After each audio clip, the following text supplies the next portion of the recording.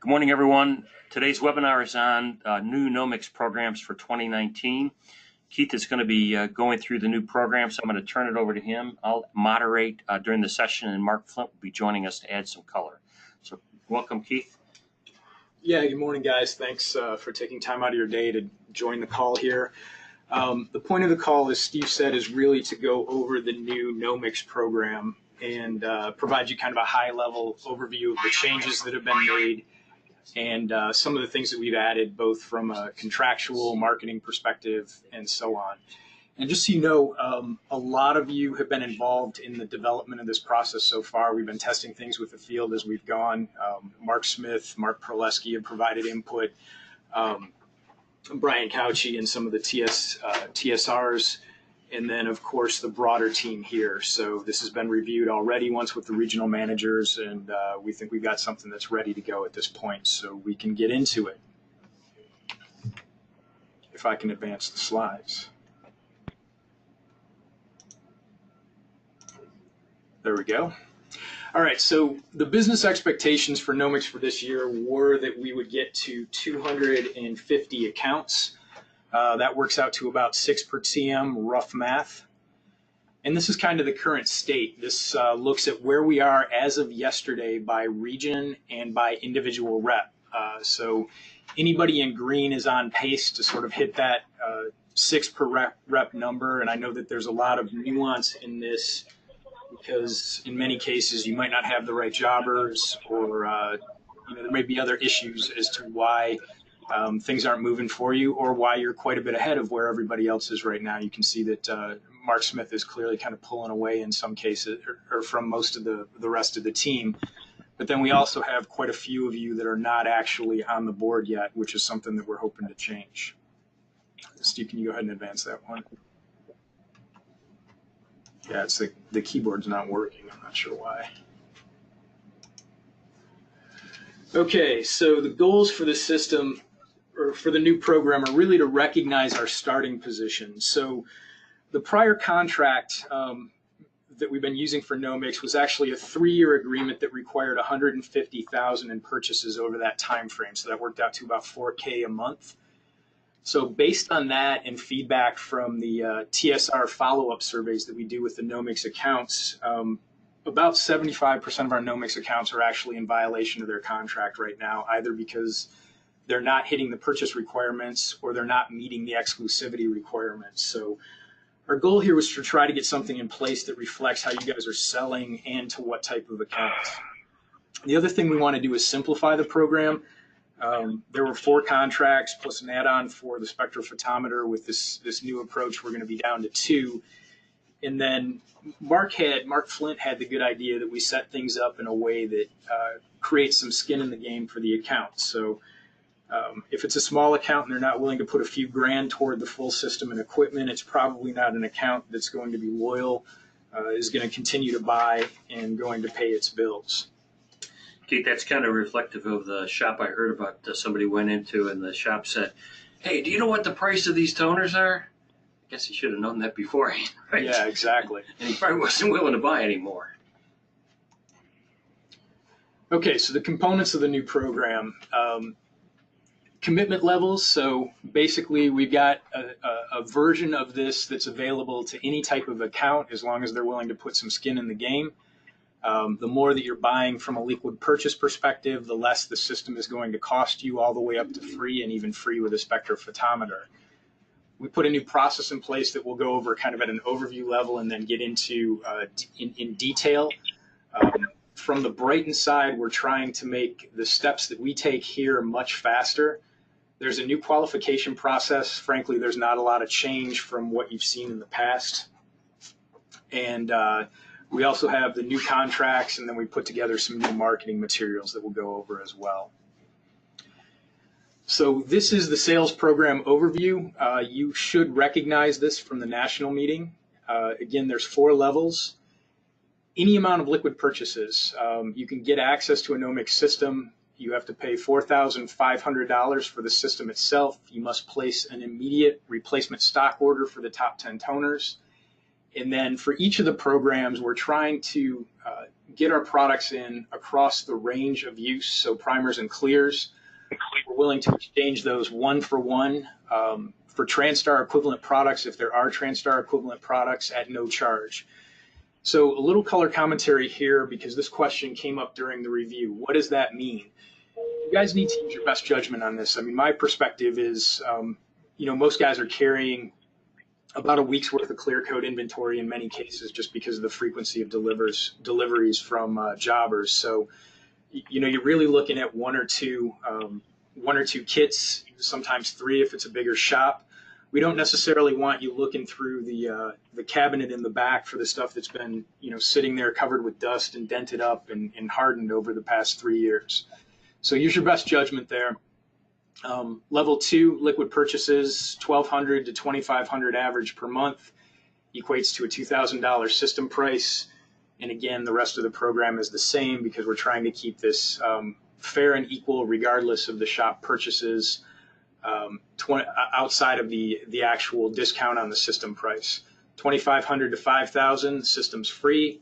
And then $5,000 and above, we're willing to even add in a spectrophotometer in there with approval here.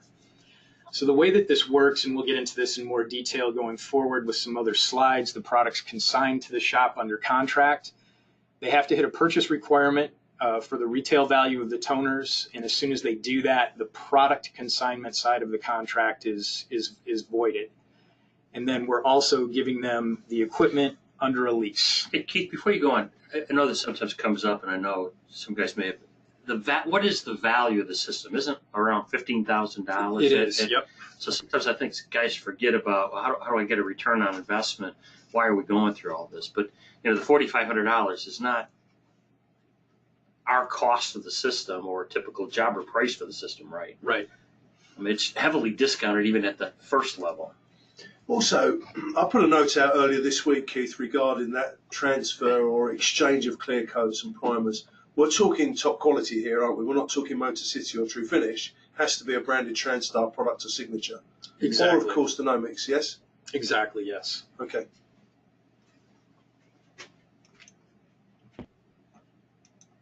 Okay, moving on. Tyson and team, go back one slide if you don't mind, just to take a quick look at the Canadian side. Tyson and team, essentially the program, this is almost a direct conversion. We rounded things up or down to make it look a little pretty, so we don't have any ones and twos there. It's all zeros except for when we're moving up a level. So this is a direct equivalent. And Tyson, we should probably have a conversation about whether you need specific qualification forms and so on that are in Canadian dollars to make things easier for you. I know we'll do that on the contract side. I'm not sure if you want a separate new qualification form as well, but we can catch that offline. Okay, so this is the rough process overview. There's really 4 steps. What we're trying to do on our side, and I know you guys are going to be skeptical of this until we actually prove it to you, which is fine. We're trying to make this a 6-day process on our side, and there are steps that come in there, so it's not 6 days end to end or linear, but we're trying to get a series of 24-hour turnarounds, and then once the order is the order is entered, we're going to try to ship that within a 3-day time period. There are obviously going to be exceptions at the end of the month because of the way TranStar does business.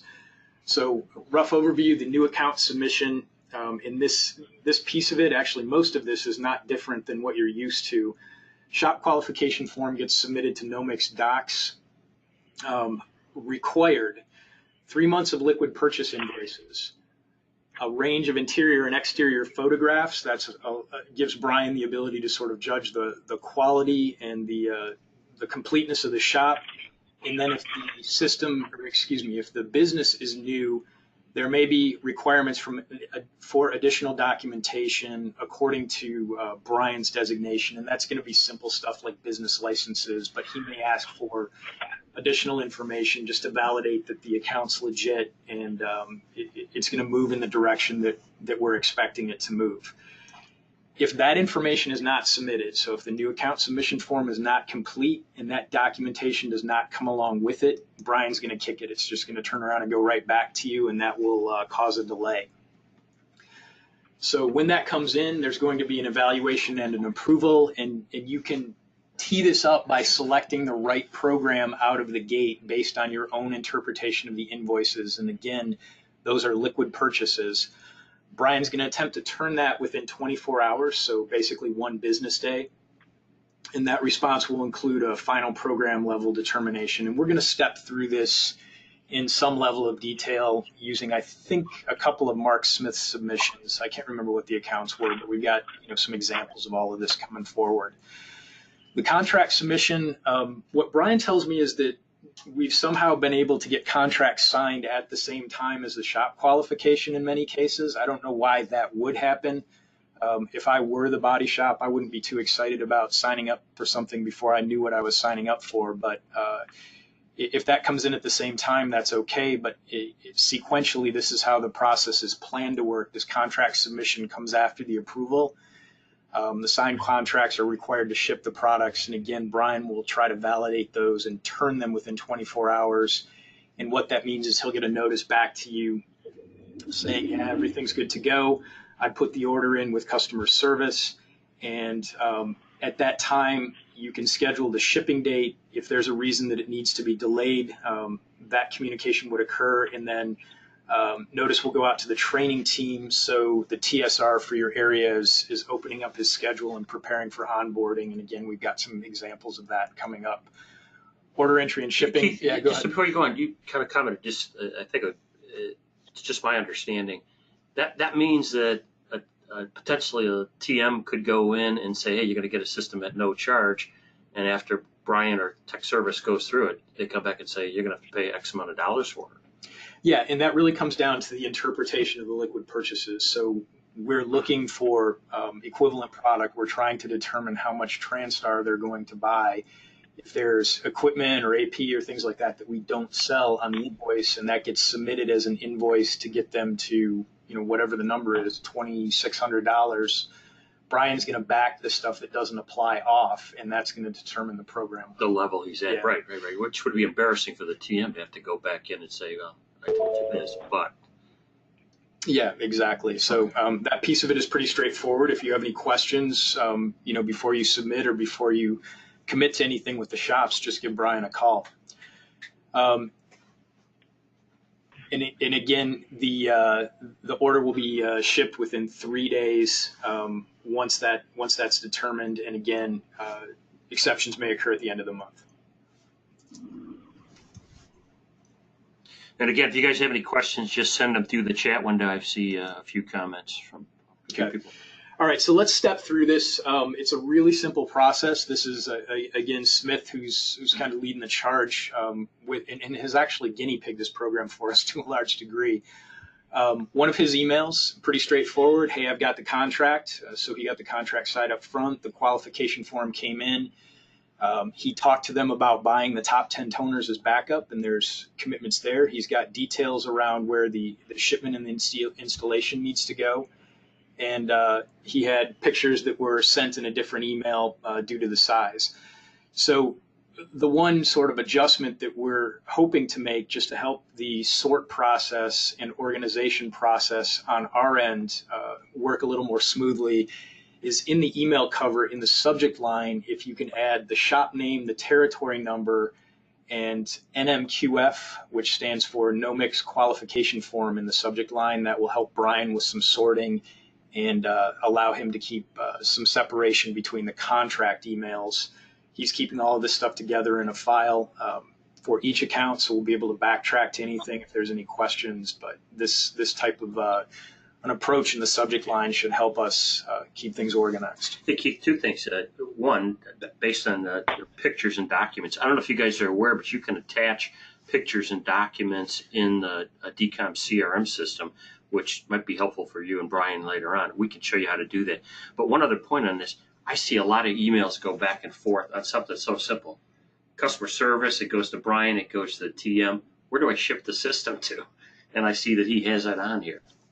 Yeah, and again, as we go through the process, Brian's going to be coordinating that with you. So this stuff, I hope, is obvious where the system's going. What may not be obvious is when you want to onboard the shop. So you have to coordinate the TSR schedule and there may be something going on with the TM where he has other commitments during the time period that the shipping is scheduled for. So we want to make sure that that's done in a way that's convenient for the TM. And make sure the TM coordinates the training with the tech rep to make sure he's there. Yeah, exactly. All right, so stepping through the shop qualification form, Brian went through and made some adjustments on this, and none of them are major, but we want this to be as complete as possible. And we're going to get into some of the marketing stuff in a little bit, but from a marketing backup perspective or a marketing support perspective, we're really trying to get better detail on the accounts. And there's not a lot of email addresses in place right now. So Mark, again, using him as the guinea pig, has been really good about adding that where it's relevant, where they do have emails.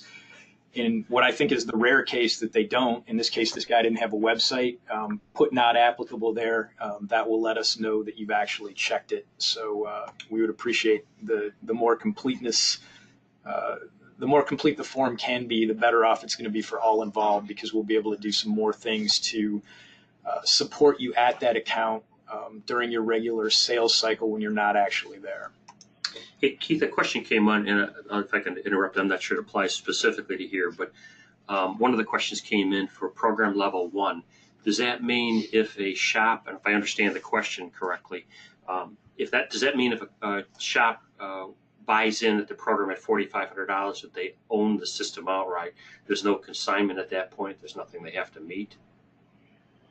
That's actually a good question. We have not worked through that yet. Our commitment is going to be for $2,500 or $25,000. Mark's looking like he's ready to jump in here. Yeah, the $4,500 goes towards that purchasing level. If the purchasing level's what was it for the system? $2,500. I'm sorry, $25,000. $25,000. That $4,500 goes towards that immediately. So it just negates the amount that he's got to buy thereafter. A question came in from Freddie. Thanks, Freddie. Hopefully that answers your question. If it didn't, shoot me another question back. Yeah, and that should be straightforward, because we'll see that on the contract. Mark did a much better job answering that question, so thank you. The shop qualification form, this is the second section, and really we're just looking at whether it's a redeploy or a new system. We want to track that. We want your view on what the level the shop should be targeted at based on your interpretation of the liquid purchases, and then is this a system that's going in standalone or side by side with an existing system?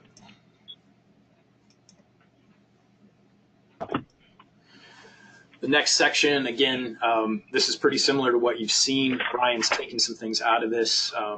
DRP program participation. The shop example was not 5 production staff, 3 body men, a painter, and another player, maybe a prep person or a detail person. 6 bays, 1 prep station, 10 average ROs per week, and an estimation of 3,000 in liquid purchases per month. So you can see how this kind of flows. We're trying to get, again, as much information here to profile the account as possible. And then on the last page, this is the second page of the agreement, I guess I should say. In this case, the shop was not using competitive products. They were already buying TranStar products. So there's a list of 2 clears and 2 primers from TranStar that were being used here. In many cases, this is going to contain the competitive products that are being swapped out. And then this agreement is a tri-party agreement. So all of the agreements go through the qualification form. We want the jobber to be signing on, indicating that they're on board with all of this, and the shop and the TranStar representative as well. So that's a difference, again, from what the old program was, right? Yeah. Okay, so moving on to the Nomics contracts. We've gone from several to 2. We've had a lot of discussions internally about how best to set this up, and gotten feedback from the RMs and some key people in the field as well. And for simplicity's sake, we've decided to go to consignment agreements, a product agreement, and an equipment agreement.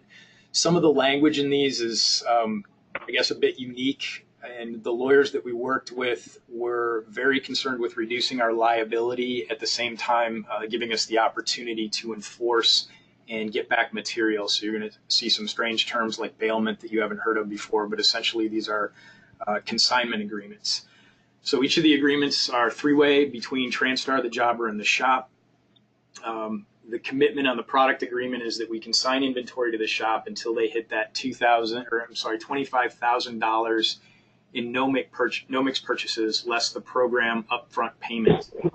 And if you compare that to the prior contract, the purchase commitment is quite a bit different before they've got freedom to operate. So we were at $150,000 over 3 years, as I said. Depending on the type of shops that we're going after, if we've got the target from a business perspective is at least $1,000 in purchases a month. This gets us much more into the range of the shops that we're targeting, and we can move up from there. It does require a backup toner purchase, and again, this is the top 10. This is a demonstration of commitment on the part of the shop. The agreement requires a clear and primer swap, and we've discussed that already. We'll replace their clears and primers within reason on a one-to-one basis with competitive product at no charge. There is some hooks in there for the jobber. It obligates the shop to buy from the jobber. And then it also obligates the shop and the jobber to provide us with purchase out information. The equipment agreement's a little bit simpler. It lists the consigned equipment. It ties to the purchase agreement, so those commitments are pulled together, and then the shop is required to carry insurance on the equipment. We had a question during some of the sort of development phase of this. One of the guys suggested, "Hey, am I gonna need to get a copy of that insurance form?" No, we're not really asking you to do that. Just make sure that the shop knows that they have to carry it. And in most cases, they're going to be doing that anyways. It just gives us the agreement gives us the right to make a claim against that insurance if necessary. Keith, another question came in, and this one again from Freddie. So Freddie's on the ball here listening. Question he had was about two-step retail accounts. When we do an installation, again, if I understand the question, we do an installation through a two-step accounts like O'Reilly or Auto Plus. I guess Advanced Auto might apply as well. The agreement is really between us and the retailer, our direct buying customer, and then O'Reilly's provides that system to the shop. How might this three-way agreement apply with the two-stepper? Have you thought that through, and would it change the situation? So I guess my perspective, and if we need to take this offline with Kevin to kind of work out the details, is my perspective is that there would not be a difference. So in other words, it still needs to be a three-party agreement. The purchase agreement you'll see when you actually get a chance to look at this, and we'll have them available next week, has purchase terms on the back page, which is ideally where the jobber would put their requirements to make sure that the shop is doing what they're supposed to do relative to their commitment to the jobber. But what we're trying to do is obligate all parties to do what they're supposed to do here. And I don't see that there would be a difference for that with the two-step side of the equation. So do you have... Mark's saying he doesn't have anything to add. So, and I think and I don't know about the other two-step retailers, but O'Reilly's uses something called a SIRF, the Shop Investment Request Form, and that might be specifically what Freddie's referring to here, which I think really says is the shop is requesting funds or investment from O'Reilly's, not necessarily from the manufacturer. So, and I don't think the other retailers use it. They're kind of the unique one that I've seen. So maybe Kevin can weigh in on that. So okay, so Freddie, I'll take that offline with Kevin and make sure that there's not a conflict or anything that we have to worry about. I don't think there is, but we'll check it. All right, so I'm not going to spend a lot of time with this. Really, the product agreement is two and a half pages with a signature page, and then, as I said, there's an exhibit where the jobber can put their terms if they need to add them with the shop. Really, the major sections are 2, 3, and 4. 2 is where you determine what the system is going to be, and we can have this completed either here by Brian or when we're following the process, it can be done, when you know what the level of the shop is, it can be done there by you guys as well. But really, you're just putting in the the commitment and what the discount is. So it's the discount off of the 2,500 or 25,000 commitment, and then what the balance is remaining. And then sections 3 and 4 really get into the details around what people are committing to, whether it's us, the jobber, or the shop. And again, we've tried to keep this as simple as possible. The equipment agreement, very similar. And really this talks about the equipment that is actually being put in. Keith, on the equipment, again, another question, and I know sometimes there's special equipment requests, like one that was brought up, a question was a paint shaker. Mm-hmm. And another one I know that sometimes come up is the mixing bank for primers on the base that DDoS single unit. How would that get handled? Can that be added? And yeah, it can. It's going to be handled on a case-by-case basis, though, because really the system is set up. The approach that we're taking is set up to allow TransStar to recover its investment. So if we're adding more cost to the front end, then that needs to be taken into consideration. Understandably. So if it's a higher value shop to us that's buying $5,000 a month or whatever, and they have some things that they want to add it on, that can be easily looked at and calculated, and it's something that's just going to be handled on a case-by-case basis. So you can definitely make those requests or put that in as a potential addition to the equipment agreement, and we would just add it. Good. Okay, so coming out of the back end, the response is pretty straightforward. This is an email from Brian to Mark, and you can see that he's again, using Mark Smith as the example, you see that he's copied in the TSR to let them know that they're ready to go. And this got the order kicked off. The TSR is copied so he knows to free up his schedule. The system's really designed to be about that simple. I hate to interrupt again.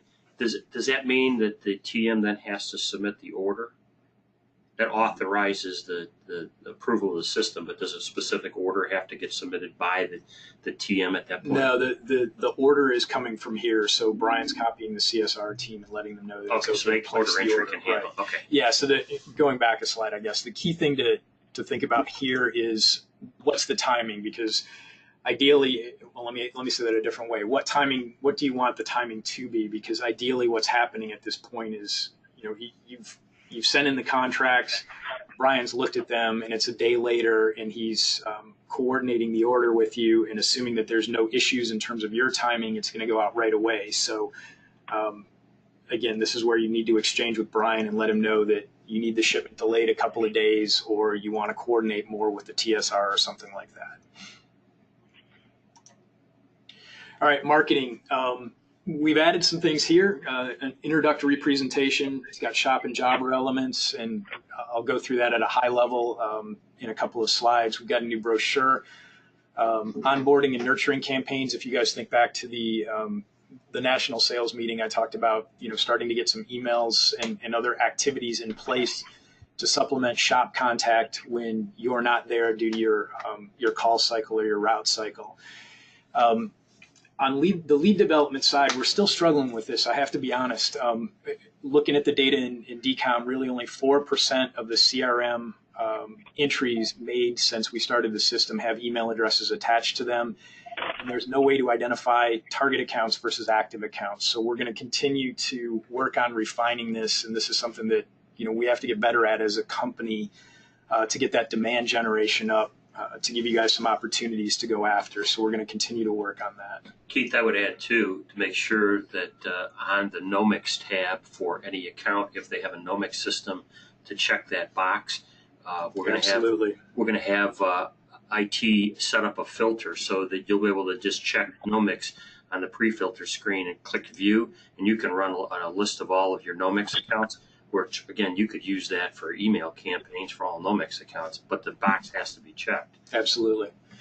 All right, so the marketing deck, this will be available at the beginning of next week. This is my approach. I don't care if you guys completely destroy this and rewrite it. It's got to be something that is you're comfortable with. Be careful what you say, Keith. They might do that. Yeah, so this is the starting position. It's a much less technical deck, I think, than the last one was, although it has the same same kind of detail in it. It's much more sales oriented. And the way I typically set this up, the way that I've had success in the past, is to create more of a soft sell where you're talking about industry challenges or industry changes, and recognize that that's going to create some winners and losers, and then talk about how the product is going to help the target account to be a winner. So that's the way that this is set up. There's an extra slide in here that specifically addresses jobber features and benefits associated with the Nomics system. But again, you're not going to offend me if you feel like this deck isn't going to work for you and you change it around. And frankly, at the body shop level, I mean, how many of our accounts are even going to have the time to sit through or be interested in a PowerPoint presentation? But it is here for you if you need it. The marketing brochure, this is going to be in printing early next week. Again, we've tested this with a range of folks here, and yeah, this is something that's going to be available in both a digital and a hard copy form for you to walk into shops as you need it. And the digital version will be available next week. We should have printed copies in stock to replace the existing brochure in about 10 days. So we had the individual HSMS single stage. Yeah, we've combined all that. Get rid of all that. Good. Yep. Good. Because the thinking is, one of the benefits is the 4-to-1 system, so we want to present that as a package. Sure, that looks good. All right, marketing. On the nurturing side, we're actually working on this stuff now between Steve, Brian, and I, trying to figure out what this should look like. And we're hoping to start this with accounts in June, but the basic idea is that, you get a new shop in, you onboard them. We're going to start trying to reach out to them in addition to the things that you guys are doing with welcome email and work week 1, some type of a tip in week 2, maybe some information on the LV641 in week 3, how-to video in week 4, and so on. So the challenge that we're seeing on the TransStar side with all of this is all of this content really needs to be developed or redone. A lot of good stuff is in place already, but not necessarily up to date. So this is one of the other things that we're working on. Keith, the question was asked about the welcome kit. Was the welcome kit going to be included with every Nomics install? I believe it is it not? Yeah, I don't think that there's going to be any change in policy there. So that's something that's going to get an overhaul as we go forward here as well. But the existing welcome kit will be in. So I guess this is the question section that I had available. Is there anything else on the comment section that we need to address? Yes, Freddie's been sending them to my phone as text messages, which is great. I can easily read it. Looks like Chris George may have a question. He said, what's the process if a jobber wants to purchase a system to put it into a shop and have the shop pay them for the system on a payment basis or plan? It's simple. We just invoice the jobber, and the jobber then takes on the invoice and the payment from the customer. It's a standard procedure with all jobbers and all paint manufacturers. It's a very simple system. Hope that answers your question, Chris. While you're looking for other questions, Steve, perhaps a couple of comments from myself. Guys, the whole idea of this was to create buy-in from body shops and create an understanding of accountability and commitment. So Keith and the team were tasked to create a new system that does exactly that. Creates an understanding and accountability and commitment from the body shop. But at the same time, really important to me was to make it easier for the TM from start to finish when putting in an application for a new body shop. So the goals were simple. Simplify the paperwork, make the application easier to do, reduce the number of forms that we have, speed the whole process from order to installation, gain customer commitment, make it easier to get contract end dates, enable us to reclaim a system when we need to, and enable us to invoice the customers that don't comply to the spend criteria. And I think what they've done with this short presentation and this webinar today is done exactly what I've asked for, and I congratulate them in putting this together. I think that it's going to make life so much easier for you out in the field. It's going to make so much easier for you to find the customers that commit to the spend and make sure that they do comply to the spend criteria that we put forward. There's questions coming in. I know the guys want to come back to those now. So I think all the questions that have been raised we've covered. There's a few things that I don't think we want to get into necessarily in this session because we're not prepared for it, so I'm going to hold off on a couple couple of them. If you want to keep going on, I'll keep looking. Yeah, I mean, just to recap kind of where we sit again and what the expectations are. So the plan was for 250 new accounts. We had 64 accounts as of yesterday, so that's a pace to do 165. We've actually slowed a little bit in May versus the pace in April. Guys that are ahead of the game, Smith, Garcia, Cardenas, and Raleigh are already over. If you average it out at 6 per TM, they're already over that. Alex, Saber, Ricky, and Joel are on pace to do that. And then we've got about half the team that's not even on the board yet. So hopefully this program, with the changes, gives you the opportunity to sort of get moving again. And if there's anything else that comes up after you see any of the documentation, after you have a chance to look through and think about things, if there's anything that you want to discuss, we certainly want that feedback. So again, thanks a lot for taking the time, and I hope everybody enjoys their long weekend. Steve, anything else to close it down? No, I appreciate Keith. A really nice job of putting this together and doing it very succinctly. I hope if you guys, like I said, have any questions, I would encourage you to get in touch directly with Keith. And we'll be recording this and sending it out, so anybody that wasn't able to join today will get access to it. So thanks for joining us today. We appreciate it.